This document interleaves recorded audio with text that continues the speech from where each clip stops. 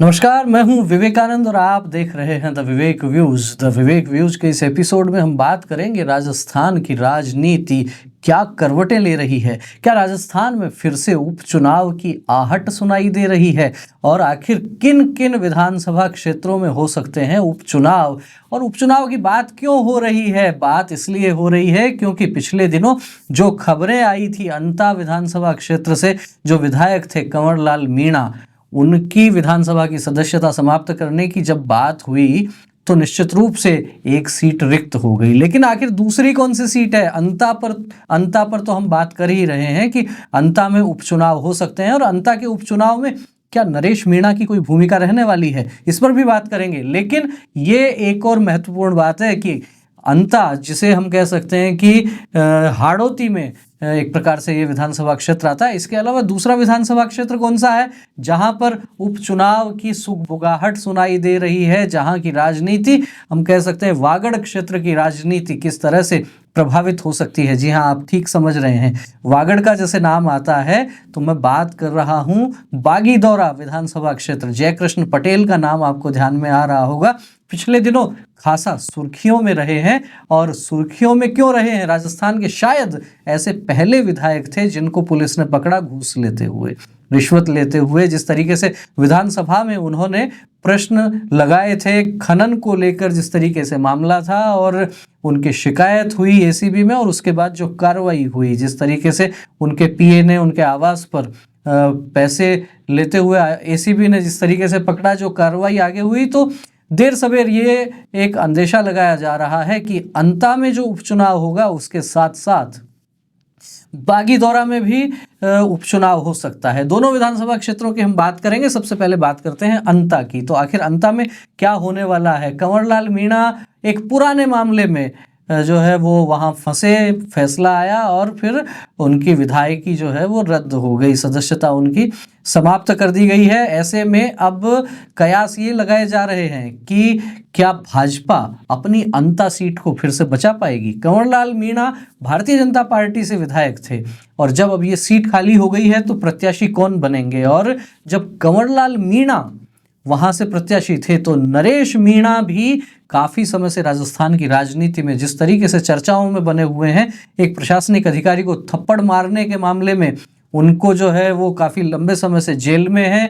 कई सारे केस उन पर बनाए गए, कुछ में उनको राहत मिल गई है, और लेकिन जब हम वीडियो शूट कर रहे हैं तब तक तो वे जेल से बाहर नहीं आ पाए हैं। लेकिन क्या वे तब तक जेल से बाहर आ जाएंगे? और बाहर आ जाएंगे तो फिर भाजपा के लिए परेशानियां खड़ी करेंगे या कांग्रेस के लिए करने वाले हैं? ये आने वाला समय बताएगा। वैसे नरेश मीणा का जो राजनीतिक कैरियर है उसको आप देखेंगे तो पार्टियां कोई बहुत मायने नहीं रखती हैं उनके लिए। एक दौर में किरोड़ी लाल मीणा के भी खास समर्थकों में वे माने जाते थे, दूसरी तरफ वे कांग्रेस पार्टी से टिकट मांगते हैं। तो ऐसे में क्या समझा जाए, किरोड़ी लाल आदर्श हैं या फिर कांग्रेस पार्टी?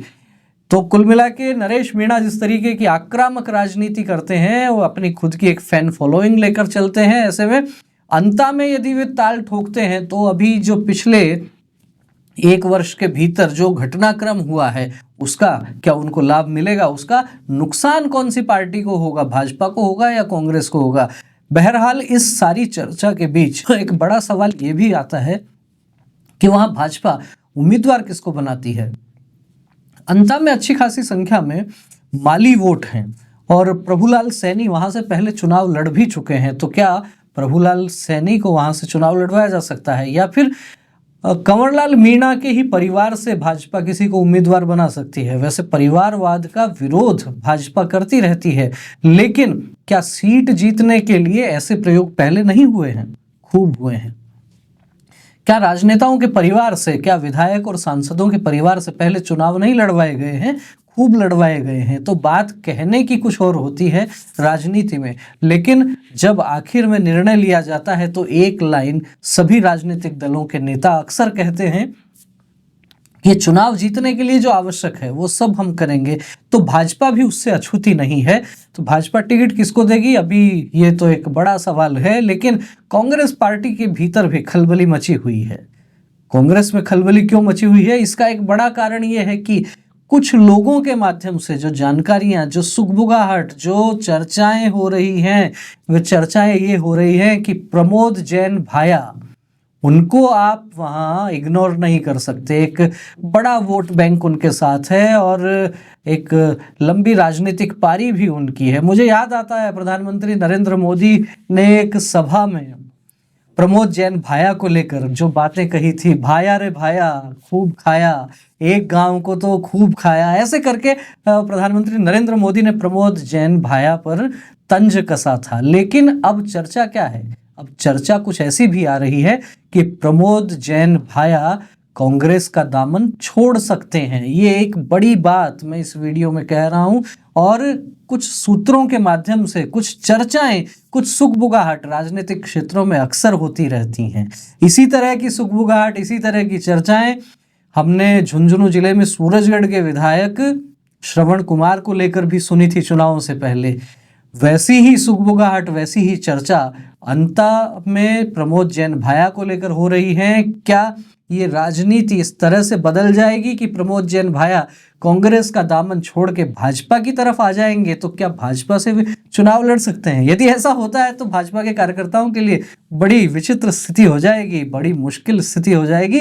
लंबे समय तक जिसका विरोध करते रहे उसके साथ कैसे भाजपा के कार्यकर्ता सहज हो पाएंगे? खैर, लेकिन ये अभी कयास है, केवल सूत्रों से कुछ जानकारियां हैं। अभी हम पूरी तरह से ये पुष्टि तो खैर तब होगी जब ये सारा घटनाक्रम हो जाएगा। लेकिन चर्चाओं में प्रमोद जैन भाया बने हुए हैं, चर्चा में नरेश मीणा भी बने हुए हैं। मीणा वोटर भी वहाँ अच्छी खासी संख्या में बताए जाते हैं। माली वोटर हैं तो प्रभुलाल सैनी की हमने चर्चा की। लेकिन भाजपा क्या अंता की सीट को अपने पास रख पाएगी? ये एक बड़ा सवाल है। जिस तरीके से सरकार भाजपा की है तो सामान्यतः तो ये कहा जाता है कि यदि सत्ता में जो दल है और उपचुनाव होता है तो उपचुनाव में उस सत्ताधारी दल को उसका बखूबी लाभ भी मिलता है। पिछले कुछ समय पहले जो उपचुनाव हुए थे उसमें भी आपने देखा कि रामगढ़ और झुंझुनू सीट जिस तरीके से कमजोर मानी जा रही थी भाजपा के लिए, लेकिन भाजपा ने वो जीती। सत्ता का कहीं ना कहीं सदुपयोग कहिए, दुरुपयोग कहिए, उपयोग कहिए, ये उपचुनाव में होता ही है। निश्चित रूप से उसका लाभ भी जनता को भी मिलता है और जो मतदाता हैं, जो राजनीतिक पार्टियां हैं, उनका भी अपना एक अलग अलग इसका आप विश्लेषण कर सकते हैं इसके आधार पर। तो निश्चित रूप से अंता में जो यदि उपचुनाव होगा तो भारतीय जनता पार्टी को उसका लाभ मिलेगा। कंवरलाल मीणा और उसके परिवार की क्या स्थिति रहेगी वो भी देखने वाला एक दिलचस्प पहलू हो सकता है। दूसरी बात करें हम बागीदौरा की, जयकृष्ण पटेल विधायक थे, जिस तरीके से कानूनी मामले में उलझे उसके बाद में क्या स्थिति बनने वाली है? देर सवेर क्या वहाँ भी जो है उपचुनाव होगा? और यदि उपचुनाव होगा तो उस उपचुनाव में महेंद्रजीत सिंह मालवीय की एक बड़ी भूमिका होगी। भारत आदिवासी पार्टी जो वागड़ के क्षेत्र में अपना आधार बना रही थी उसको एक बड़ा झटका लगा है। अलग तरह की राजनीति करने का दावा ठोकने वाले भारत आदिवासी पार्टी को जयकृष्ण पटेल के रूप में बड़ा झटका लगा है। राजकुमार रोत निश्चित रूप से इससे कमजोर होंगे। और एक बात और देखते हैं कि बागीदौरा का जो यदि राजनीतिक इतिहास देखते हैं तो महेंद्रजीत सिंह मालवीय उस क्षेत्र के एक बड़े कद्दावर नेता हैं। लगातार 4 बार कांग्रेस पार्टी से वे विधायक रहे। 2008 से उनका ये जो क्रम प्रारंभ हुआ था अनवरत चलता रहा। लेकिन लोकसभा चुनाव के पहले उन्होंने अपनी विधायकी छोड़ी, कांग्रेस पार्टी भी छोड़ी और विधायकी भी छोड़ी। और उस समय जयकृष्ण पटेल उपचुनाव में वहां से विधायक बने थे। कांग्रेस पार्टी को मुश्किल से 7-8 हजार वोट मिले थे वहां, लेकिन भारतीय जनता पार्टी और भारत आदिवासी पार्टी में सीधी टक्कर थी। और वो सीधी टक्कर भारत आदिवासी पार्टी ने लगभग 51,000 वोटों से वो उपचुनाव जीता था। लेकिन अब जनता में दूध का दूध और पानी का पानी हो गया। और ग्रामीण क्षेत्रों में एक कहावत बोली जाती है कि काठ की हांडी बार बार नहीं चढ़ती। तो क्या ये भारत आदिवासी पार्टी काठ की हांडी कहलाएगी?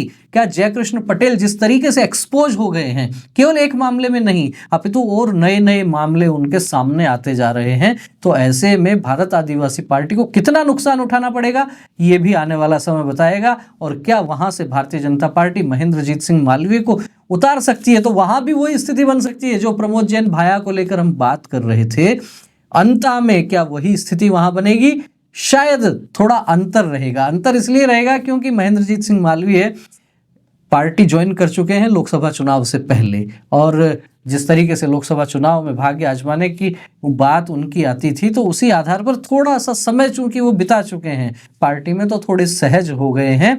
लेकिन कांग्रेस पार्टी का वहां क्या है, कांग्रेस पार्टी का तो अस्तित्व एक प्रकार से समाप्त होता जा रहा है, क्योंकि पिछले उपचुनाव में 7-8 हजार वोट केवल मिले और नोटा के बराबर लगभग कांग्रेस के वोट थे। तो ये समझा जा सकता है कि बागीदौरा में भी जो मुकाबला होगा वो मुकाबला फिर से सीधे सीधे भारतीय जनता पार्टी और भारत आदिवासी पार्टी के बीच होगा। राजकुमार रोत किसको अब वहां से अपना उम्मीदवार बनाएंगे, ये देखने वाली बात रहेगी। दिलचस्प मुकाबला रहेगा। और जयकृष्ण पटेल ने जो सेटबैक दिया है, जो झटका उनकी पार्टी को दिया है, जिस तरीके से भ्रष्टाचार के मामले में वो पकड़े गए हैं, जिस तरीके से वो चर्चित हुए हैं इस मामले में, तो इसके बाद भारत आदिवासी पार्टी आखिर किस मुंह से वहां वोट मांगेगी, ये भी देखना दिलचस्प रहने वाला है। तो राजस्थान की राजनीति में आने वाले समय में ये जो उपचुनाव की सरगर्मियां बढ़ेंगी, ये बड़ी दिलचस्प होने वाली हैं।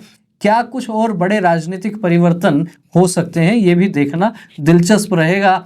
आपका क्या कहना है अंता और बागीदौरा विधानसभा क्षेत्र की राजनीति पर, क्या कहना है प्रमोद जैन भाया की राजनीति पर, क्या कहना है नरेश मीणा के बढ़ते हुए प्रभाव को लेकर, और क्या कहना है महेंद्रजीत सिंह मालवीय के जनाधार को लेकर, कमेंट करके हमें अवश्य अवगत करवाएं। वीडियो अच्छा लगा हो तो इसे लाइक करें, अधिक से अधिक लोगों तक शेयर करें। फिर मिलेंगे एक और नए विषय के साथ, एक और नए वीडियो के साथ। तब तक आप बने रहिए हमारे साथ। बहुत बहुत धन्यवाद। नमस्कार।